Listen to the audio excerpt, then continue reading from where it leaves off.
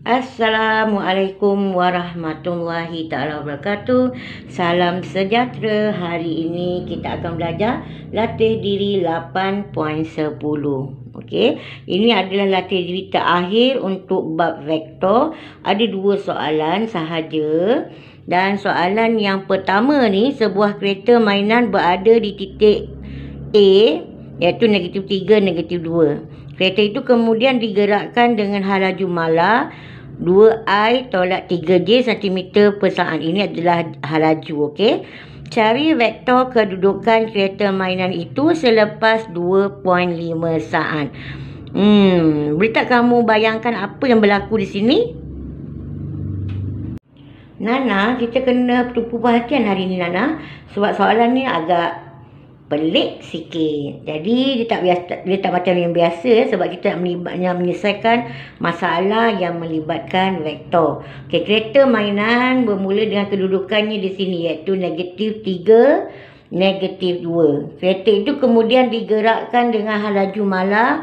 Halaju yang diberikan ialah 2I tolak 3J. Maksudnya pergerakan ke kanan 2 unit dan pergerakan ke bawah 3 unit. Jadi kita gunakan kertas graf. Tujuannya adalah untuk memberikan sedikit gambaran lah kepada kamu, supaya kamu dapat imagine apakah yang berlaku dalam soalan ini.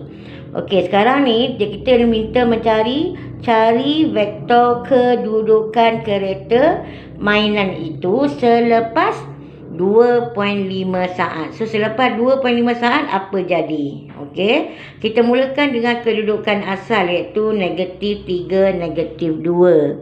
So, pergerakannya selari dengan garis pasti X ialah 2. So, kita nak selepas 2.5 saat ya, sebab inilah cm per saat. Setiap 1 saat dia akan bergerak ke kanan 2 unit. Okey, 1, 2. Okey, saat yang kedua 3, 4. Dan setengah 2.5 saat kan, setengah saat 1.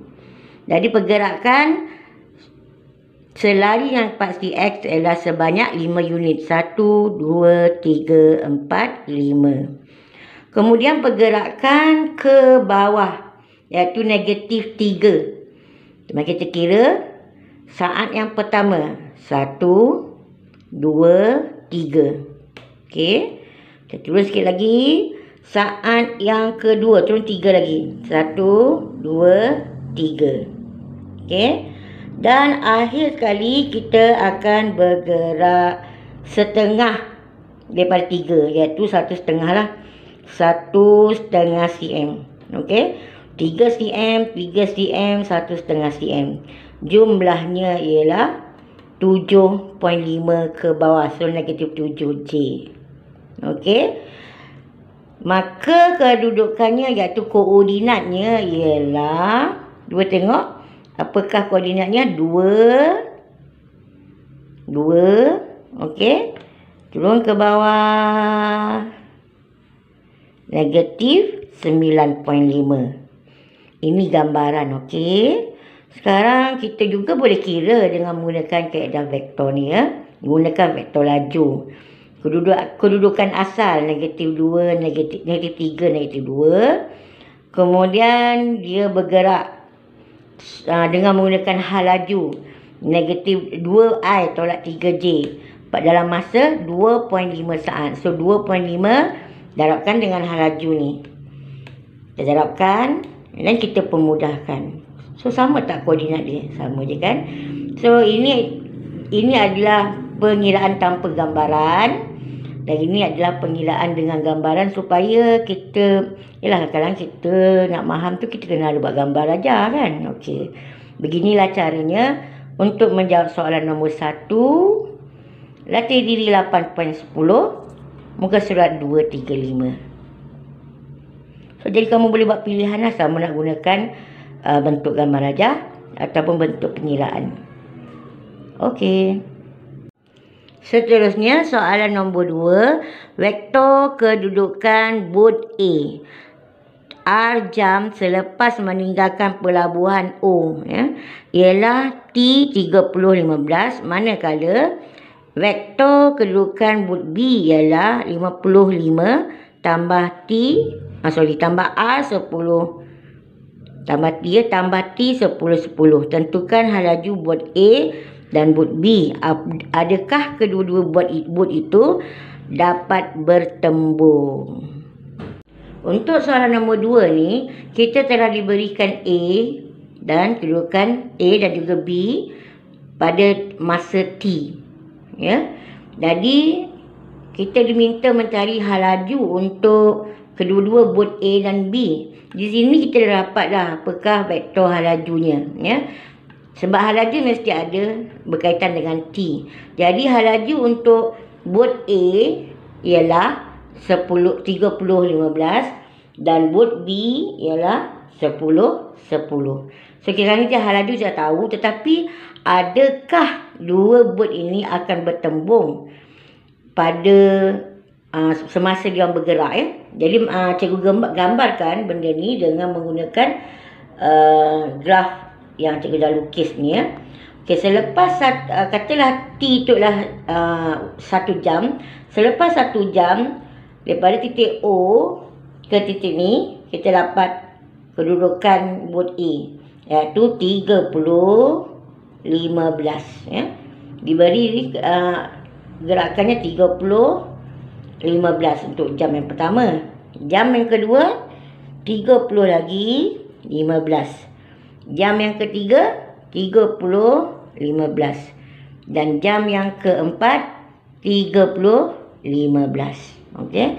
Manakala untuk buat B, ya, dia bermula dengan 55. So titik ni lah titik 55. So pergerakannya ialah 10 ke kanan 10 ke atas 10. 10. Jam yang kedua 10. Jam yang ketiga 10. Jam yang keempat 10 dan 10 terus lagi. Tetapi pada waktu ini, pada titik ini, buat A adalah pada jam yang ketiga. Jadi sekarang ni kalau kita ikutkan jam dia, okay, jam pertama, kedua, ketiga, keempat. Buat B, jam pertama, kedua, ketiga. Semasa buat A pada jam ketiga dia berada di sini. Dan buat B pada jam yang ketiga dia berada di sini. Jam yang keempat, buat A sampai sini, ya. Dan buat B sampai dekat sini. Maksudnya pada masa T4 mereka tak bertembung. Masa T3 pun mereka tak bertembung. Okey. Jadi maksudnya secara gambaran di sini dua-dua buat A dan B tidak bertembung. Okey, kita juga boleh kira dalam bentuk pengilaan vektor laju, ya. Jika dua buat A dan B bertembung, maka dua-dua ini adalah sama. Maksudnya T mesti sama. Mari kita tengok dulu bagaimana kita boleh buat perbandingan. Mula-mula sekali kita ambilkan komponen X. Okey, yang atas ni. T darab 30 T sama dengan 50 tambah 10 darab T, 10T. Dia pemudahkan, kita dapat nilai T ialah 5/2. Manakala kalau kita ambil komponen Y, ya, cuba tengok sekali lagi. T darab 15 sama dengan 5 tambah T darab 10, ya. So dapat 15T sama dengan 5 tambah 10T. Jadi 5T sama 5T sama dengan 1. So kedua-dua nilai T ni tak sama, ya. Kedua-dua nilai T ni tak sama, maka dia tidak bertembung. So kita boleh mengira dengan cara begini ataupun kita lukiskan dia. Yalah, kadang-kadang kan kalau dilukiskan ada gambar aja, kita lebih senang nak faham. Betul tak Nana? Nana terdiam tengok soalan ni. Okey, jangan lupa di rumah teruskan belajar. Cikgu doakan kamu berjaya untuk menghadapi masa depan. Assalamualaikum warahmatullahi taala wabarakatuh. Salam sejahtera. Cikgu Suzy sayang kamu.